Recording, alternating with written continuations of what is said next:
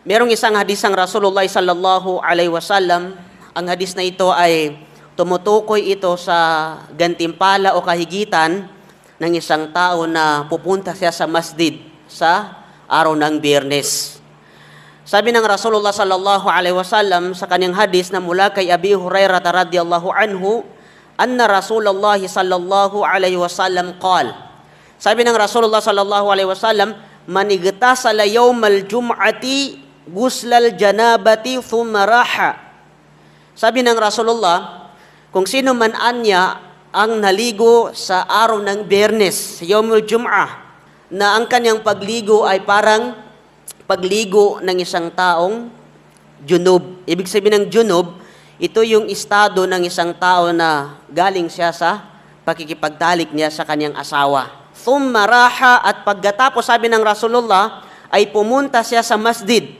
Katulad ng mga kapatid natin na nandito sila ngayon sa masjid natin upang magsala sa Yawmul Jum'ah, fakaannama karraba badana, ay para siyang nag-alay ng isang kamelyo. Wa man raha fi sa'ati thaniya fakaannama karraba bakara. At kung sino man ang pumunta, sabi ng Rasulullah, sa ikalawang oras, ang katumbas niya ay para siyang nagkurban, para siyang nag-alay ng baka. Wa man raha fi sa'ati thalitha, at kung sino man yung pumunta, dumating sa masjid sa Yawmul Jum'ah sa ikatlong oras, fakaannama karraba kabasyan akran, ay para siyang nag-alay ng isang lalaking tupa na may sungay. Wa man raha fi sa'ati rabi'a fakaannama karraba dajaja. Kung sino man yung dumating o pumunta sa Yawmul Jum'ah sa masjid sa ika-4 na oras, ay para siyang nagkurba ng manok. Wa man raha fi sa'atil khamisa fakaannama karraba bayda. At kung sino man, sabi ng Rasulullah, ang dumating sa masjid, pumunta sa masjid sa Yawmul Jum'ah sa ika-5 oras, ay para siyang nag-alay, para siyang nagkurba ng itlog ng manok. Fa idza kharaja al-imamu hadaratil malaikatu yastami'una adh-dhikr. At kapag lumabas na yung imam, dumating na yung oras ng Salatul Jum'ah, magsisimula na siya na sa khutbah, ay dumadalo ang mga anghel doon sa loob ng masjid na yun at sila ay nakikinig sa khutbah ng imam. MashaAllah. Mga kapatid, sa pananampalatayang Islam, unang punto dito sa hadis na ito, mga kapatid, unang-una, kung sino man, sabi ng Rasulullah sallallahu alaihi wasallam, ang naligo ng kompletong pagligo, perfect na pagligo, na katulad ng pagligo niya kapag siya ay junub. Ibig sabihin, katulad na binanggit natin, ang ibig sabihin ng junub, ito yung estado ng isang tao na galing siya sa pakipagtalik niya sa kanyang asawa. At ito ay kabilang sa tinatawag na hadasul akbar. Ibig sabihin ng hadasul akbar, ito yung mga major impurity na kinakailangan sa isang tao bago siya magsala, bago siya humawak ng Quran, bago siya pumasok sa masjid, bago siya mag-ayuno sa buwan ng Ramadan, ay kinakailangan na maliligo siya ng tamang pagligo. Kasi major impurity ito. Ito yung hadasul akbar. Katulad halimbawa ng mga kababaihan na kapag sila ay may dalaw, meron silang haid, kapag natapos na yung kanilang dalaw, kinakailangan na maligo sila bago sila magpatuloy sa kanilang pagdarasal o pagsasala. Hindi nila pwedeng hawakan yung Quran, hindi sila pwedeng magsala, mag-ayuno, hanggat hindi sila makapagsagawa ng gusal. Ganon din yung babaeng nifas. Ibig sabihin ng nifas, ito yung babae na kakapanganak lamang at wala na sa kanya yung pagdaloy ng dugo at kinakailangan niya magsagawa ng gusal bago siya magsasala. Kaya ang kondisyon dito sa hadis ng Rasulullah sallallahu alaihi wasallam, naligo siya sa Yawmul Jum'ah bago siya pumunta sa masjid na napakahusay ng kanyang pagligo na parang pagligo ng isang tao na galing sa junub o pakipagtalik sa kanyang asawa. Pangalawang punto, mga kapatid, dito sa hadis na ito, yukhbirun nabiyyu sallallahu alaihi wasallam an fadli tabakiri fi zahabi ila salatil Jum'ah. Ipinahayag sa atin ng Rasulullah sallallahu alaihi wasallam yung kahigitan ng pagpapakaaga ng isang tao sa pagpunta niya sa masjid sa Yawmul Jum'ah. Kaya kapag ang isang tao ay masipag siya sa pagtungo sa masjid sa araw ng Biyernes at ginagawa nito ng pinakamaaga, ay meron siyang reward kay Allah subhanahu wa ta'ala. Katulad ng binanggit natin na kapag dumating ka sa pinakaunang oras sa Yawmul Jum'ah, ang katumbas niya para kang nagsadaka ng kamelyo. Para kang nagkurban ng kamelyo. Wala nang kagastos-gastos eh. Pumunta ka lang sa pinakaunang oras sa araw ng Biyernes at ang reward niya ay para kang nag-alay ng kamelyo. Pangalawa, kapag ikaw ay dumating naman sa ikalawang oras, para kang nagsadaka ng baka. Para kang nagkurban ng baka. At pangatlo, para kang nagkurban ng lalaking tupa, yung may sungay. At yung pang-apat, para kang nagkurban ng manok. At yung pang-limang oras, ikalimang oras ay para kang nagsadaka, nagkurban ng itlog ng manok. Kahit yung itlog lang ang makakaya ng isang tao kung di mo kaya yung kamelyo. So kapag pinapanatili mo itong mga oras na ito na binanggit ng Rasulullah sallallahu alaihi wasallam, mula sa pinakaunang oras hanggang doon sa pinakalimang oras, ay makakamit mo itong mga gantimpala na ito na binanggit sa atin ng Rasulullah sallallahu alaihi wasallam. Ngayon, ang tanong, paano natin malalaman kung pang ilang oras ba tayo dumating sa masjid?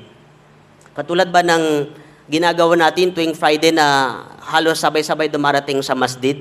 Sabi sa pagpapaliwanag, wayabda'u tabakiru min tulu'i syamsi ila maji'il imam.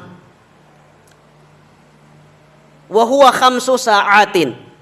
Ang binabatayan natin sa oras na yan ay ito ay nagsisimula sa pagsikat ng araw sa umaga, sa araw ng Biyernes, hanggang sa pagdating ng imam at nagsisimula na siya sa kanyang khutbah. At ito ay binubuo ng khamsu sa'atin. Binubuo ng 5 bahagi ng oras.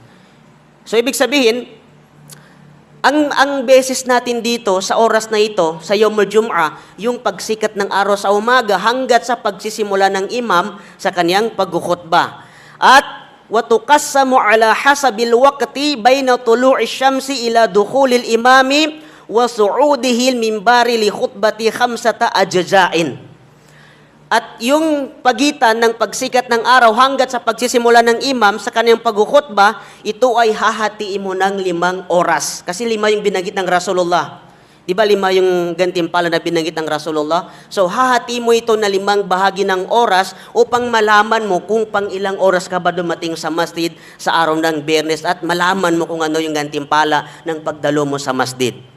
Halimbawa, kung ang oras ng pagsikat ng araw sa Yawmul Jum'ah, halimbawa kanina, yung pagsikat ng araw ay 6 a.m., alas 6 ng umaga. Tapos, yung pagsisimula ng khutbah ay alas 12. So, ibig sabihin, kung bibilangin mo yun, yung interval nun, mula 6, 7, 8, 9, 10, 11, 12. Ibig sabihin, 6 na oras yung pagitan ng pagsikat ng araw at sa pagsisimula ng imam sa kanyang pagkukhutbah. So, ang gagawin mo doon sa 6 na oras na yun, i-divide mo siya ng 5. Kasi 5 yung binanggit ng Rasulullah eh. Mula sa kamelyo, baka, tupa, manok, itlog. So, i-divide mo yung 6 na yun doon sa 5 mga oras na binanggit ng Rasulullah sallallahu alaihi wasallam. Ang katumbas niya ay 1 oras at 12 minuto.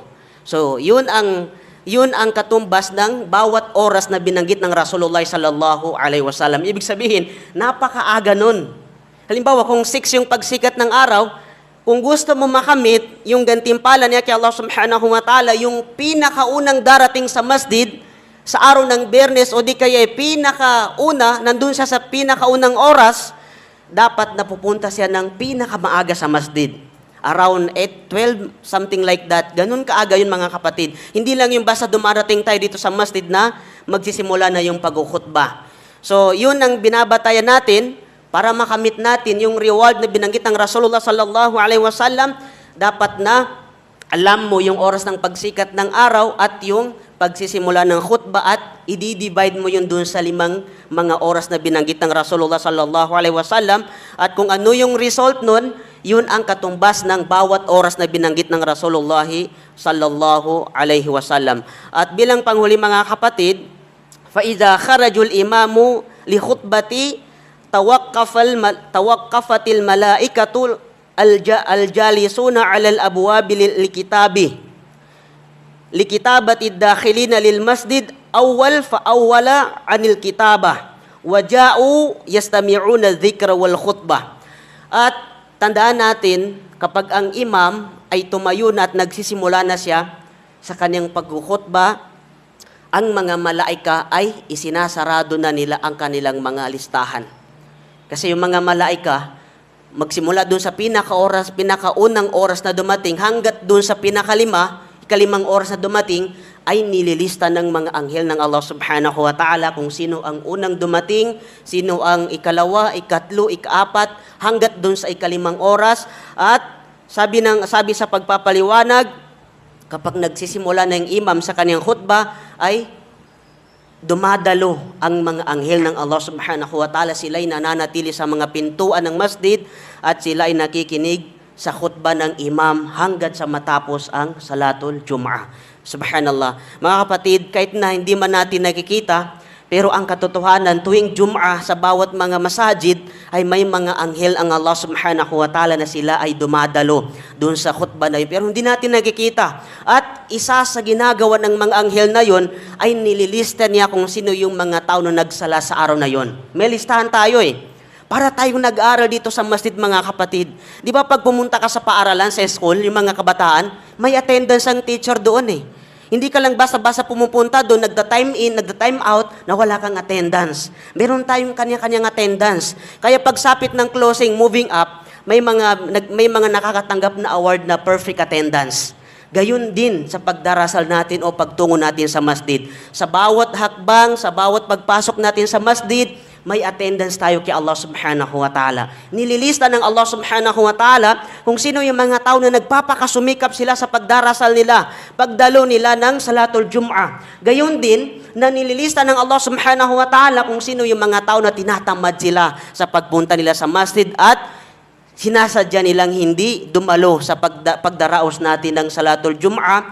Dalangin natin kay Allah subhanahu wa ta'ala na mapabilang tayo sa mga tao na hindi man sila ganun kayaman pagdating sa mga material na bagay, pero pagdating sa gantimpala ng Allah, sa kanilang pagsusumikap, sa gantimpala ng Allah subhanahu wa ta'ala, sila ang pinakamayaman sa paningin ng Allah subhanahu wa ta'ala sapagkat sila ay masipag sa paggawa ng kabutihan. Nagpapaunahan sila sa paggawa ng kabutihan pagsamba kay Allah subhanahu wa ta'ala. Assalamualaikum warahmatullahi wabarakatuh.